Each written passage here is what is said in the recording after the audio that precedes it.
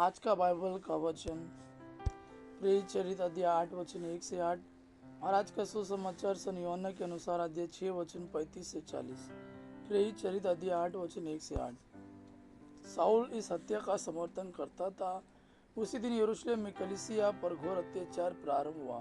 प्रेरितों को छोड़ सब के सब यहूदिया तथा समारिया के देहातों में बिखर गए। भक्तों ने स्तेफनुस पर करुण विलाप करते हुए उसे कब्र में रख दिया। साउल उस समय कलीसिया को सता रहा था।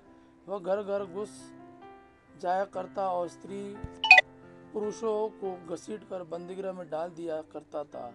जो लोग बिखर गए थे वे घूम घूम कर सुसमाचार का प्रचार करते रहे। फिलिप समारिया के एक नगर जाकर वहां मसीह का प्रचार करता था। लोग उसकी शिक्षा पर अच्छी तरह ध्यान देते थे, क्योंकि सब उसके द्वारा दिखाए हुए चमत्कारों की चर्चा सुनते या उन्हें स्वयं देखते थे।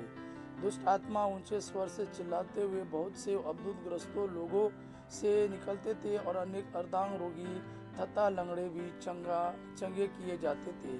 इसलिए उस नगर में आनंद छा गया। आज का सुसमाचार सन यूहन्ना के अनुसार अध्याय 6 वचन 35 से 40।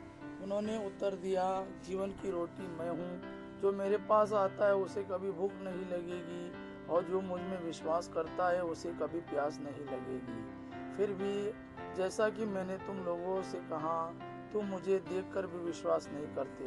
पिता जिन्हें मुझको सौंप देता है वे सब मेरे पास आएंगी और जो मेरे पास आता है मैं उसे कभी नहीं ठुकराऊंगा, क्योंकि मैं अपनी इच्छा नहीं बल्कि जिसने मुझे भेजा उसकी इच्छा पूरी करने के लिए स्वर्ग से उतरा हूँ।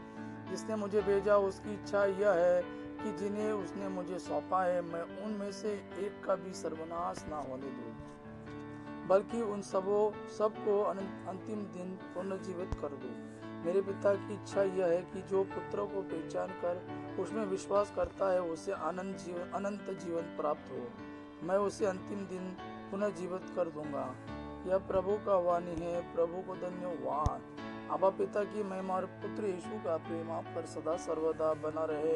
आमीन।